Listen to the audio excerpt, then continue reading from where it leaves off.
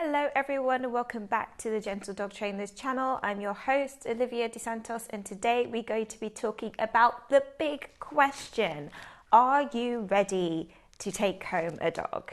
Are you ready to be a dog owner? Are you ready to invest that love, care, and a lot of money into the care of your new furry friend? I'm going to be giving you 7 questions that you need to answer before you even consider getting a dog.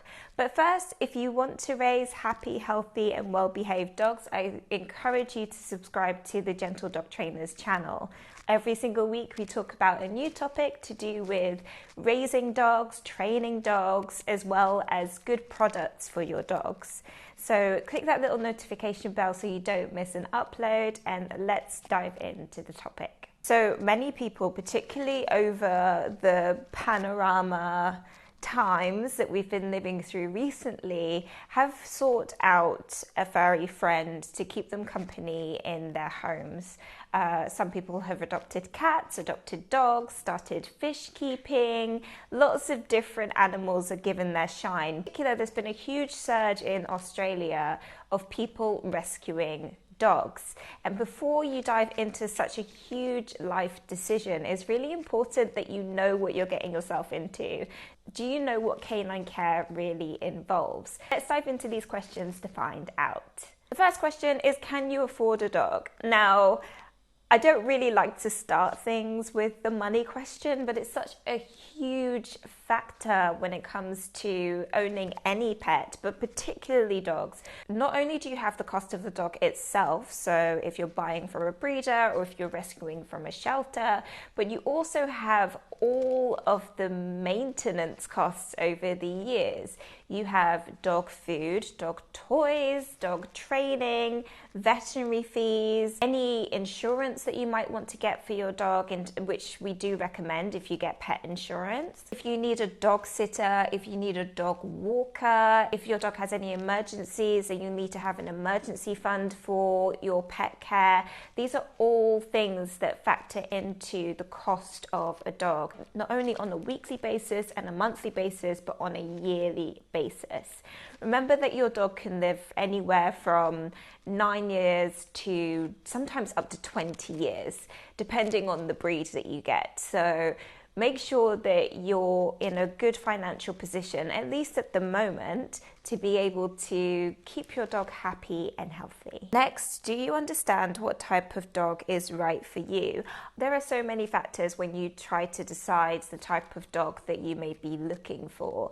And most people go for kind of like the age and the look of the dog that they really like. So they'll set their sights on a specific breed and say, I really want this breed and it must be this breed. But that breed might not actually work for them. Even though you may absolutely adore the cute little face of a Jack Russell, do you have the amount of time in your routine to actually sufficiently exercise a Jack Russell? They are very energetic dogs. They also bark quite a lot. Do you have neighbors that might be really, really frustrated by hearing a yappy dog consistently? Will they complain? Likewise, like me, you might love large dogs. You might love Great Danes and Newfoundlands and just love a giant teddy bear to have around. But do you have the space for a giant teddy bear to have around? Are you aware that they have more medical needs, so they can often get hip dysplasia and things like this, and you'll have to support them much more when they are older?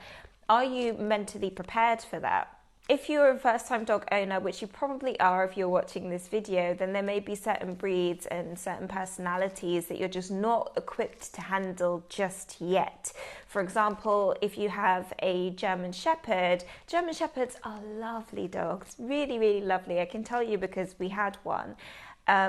But they do need a firm hand. They do need discipline, structure. They need experienced owners to really give them the time, attention, and training that they need. In that case, it's really important that you choose a dog that is right for your skill level. I could do an entire video on this, so please do let me know in the comments below if you want me to expand on this topic, but there are quite a few factors when considering the type of dog that might be right for you. The third question is, how suitable is your home for a dog? So the truth is that most homes are actually suitable for dogs as long as you have some sort of space. There are dogs that do well in apartments, for example, that don't have gardens. There are also dogs that really do need a garden. They need a backyard, they need space to stretch, and they need to exercise more often. So that goes into the question of choosing the right dog for you, but also making sure that your home is suitably equipped for a dog to be brought in. So, for example, if you have a balcony, is the balcony safe? You know, is there any fear that your dog could fall from the balcony? What can you do to make sure that you dog-proof that balcony? If you have a specific profession and you work with a lot of dangerous materials or toxic materials, or if you work with a lot of expensive materials around, how are you going to adapt your home so that your dog doesn't run into any of this equipment and either hurt themselves or hurt the equipment? If you are someone like me who loves houseplants, I have a ton of houseplants, love plants, but a lot of them are toxic. So you have to think very carefully about where you place your plants and make sure that you are well aware and well equipped to stopping your dog from eating your plants. These are sorts of things that you need to think about when you look at the suitability of your household. You also need to make sure, of course, that if you are renting, that you have permission from your landlord. Now, it's important to say that many places when you rent them will say that there's absolutely no pets, zero pet policy, and you can still ask. All they can do is say no. Sometimes they might increase the rent for any cover of damages, for example, or maybe you could negotiate something with regards to having a pet in the home, but don't take that clause as an abject no. Just ask your landlord because they may surprise you. The next question is, are all household members on board?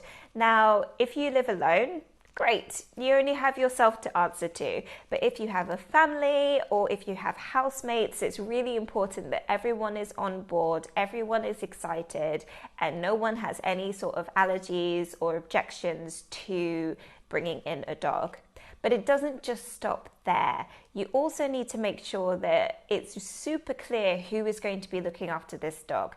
So, for example, if you have a family and your kids really want a dog, you're going to be doing the walking and you're going to be doing the feeding and you need to be looking after them and you kind of have to be super realistic about who is going to be looking after the dog and what sort of care routine they are going to have. Whose responsibility is the dog at the end of the day? If your children really want a dog, of course, you can instill practices to make sure that they are looking after the dog consistently and that you are supporting them through that. But at the end of the day, you really know that the dog is your responsibility, and so you need to make sure that there's space in your own routine and not take your teenager's word for it that they will be looking after this dog. I was one of those teenagers, so just being honest. Likewise, if you have housemates or if you have a partner, how will you be dividing the canine care? Will you be dividing the canine care at all? It's really important that everyone kind of knows their role, everyone is excited for this dog, and that they are also part of the choosing process if they are going to be partly responsible for the dog. So if this is a family dog, get the entire family involved. If this is a household dog, wherein you have housemates as well, then make sure that they're involved in the selection process too. Make sure everyone is comfortable with the dog that you'll be bringing into your home. Next, have you made space in your routine? So it's not just a case of making space in your home and space in your family, but also space in your routine. Dogs completely change the way that you live your day-to-day life. It's not a case kind of like cats, for example, that are just a little bit more hands-off. Dogs are very demanding. You need to have a consistent routine for them, and they will remind you of that routine when you mess up. Dogs need a sense of routine to feel safe, happy, and healthy. So you need to make sure that you've got space in your own routine to actually keep up with your dog and make sure that they feel sufficiently cared for. If you don't have any time to walk your dog, to play with your dog, to feed them when they need to be fed, and to actually build a bond, then seriously consider if now is the right time to get a dog. It's particularly in the beginning stages, you need to spend quite a lot of time just acclimatizing them to your home, acclimatizing yourselves to each other. You have to build that relationship. We will be doing a video very, very soon on how to bring a puppy home and how to bring a rescue dog home so that you can understand the acclimatization process. But you need to have space in your life to actually do that routine, and you need to have space in your life to actually spend time with your dog. Next question is, have you built a support system? So the old adage that it takes a village to raise a baby has a little bit of relevance when it comes to dogs too. You do kind of need an ecosystem that surrounds you to support the health and happiness of your dog.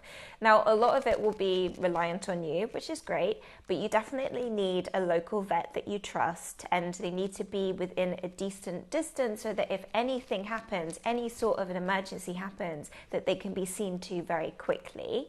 If you're a particularly busy person and you might need support from dog walkers or dog sitters, then make sure that you work out who you can trust as a dog walker and as a dog sitter before you bring your dog home. It's really important that you have those support systems in place so that when you need them, they are there. And finally, do you have the patience and the open mind to go into this process? I feel like a lot of people rush the process of looking for a dog and searching for a dog. But remember that this is a lifelong companion. A dog is not for Christmas. A puppy is not for Christmas.